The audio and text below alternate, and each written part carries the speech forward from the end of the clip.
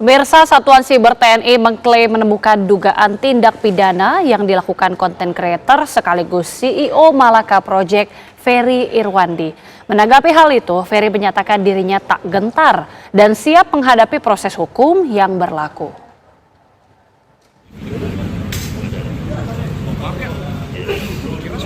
Komandan Satuan Siber TNI Brigjen Juwinta Omboh Sembiring didampingi Kepala Pusat Penerangan Mabes TNI mendatangi Polda Metro Jaya pada Senin sore. Kedatangan mereka untuk berkonsultasi terkait temuan dugaan tindak pidana yang dilakukan konten kreator sekaligus CEO Malaka Project Ferry Irwandi. Dugaan tindak pidana ini ditemukan saat Satuan Siber TNI melakukan patroli siber. Sebelum berkonsultasi dengan Polda Metro Jaya, pihaknya sudah berupaya menghubungi pihak Ferry Irwandi, namun nomor telepon yang bersangkutan tidak dapat dihubungi. Konsultasi kami ini terkait dengan kami menemukan hasil dari patroli cyber. Terdapat kami temukan beberapa fakta dugaan tindak pidana yang dilakukan oleh saudara Ferry Irwandi. Sehingga atas dugaan tindak pidana tersebut, kami akan melakukan langkah-langkah hukum.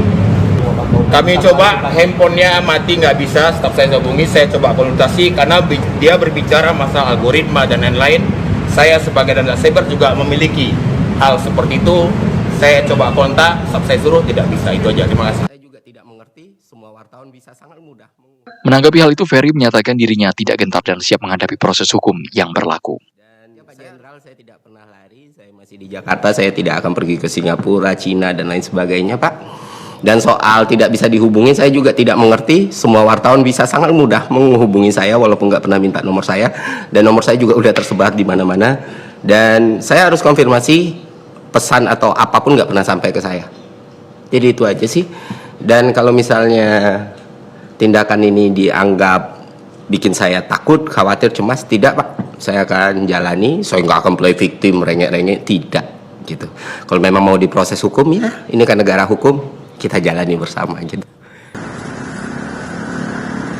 Ferry Irwandi yang aktif di media sosial kerap menyuarakan aspirasi melalui multi-platform. Ia telah memiliki pengikut mencapai 2,9 juta di Instagram.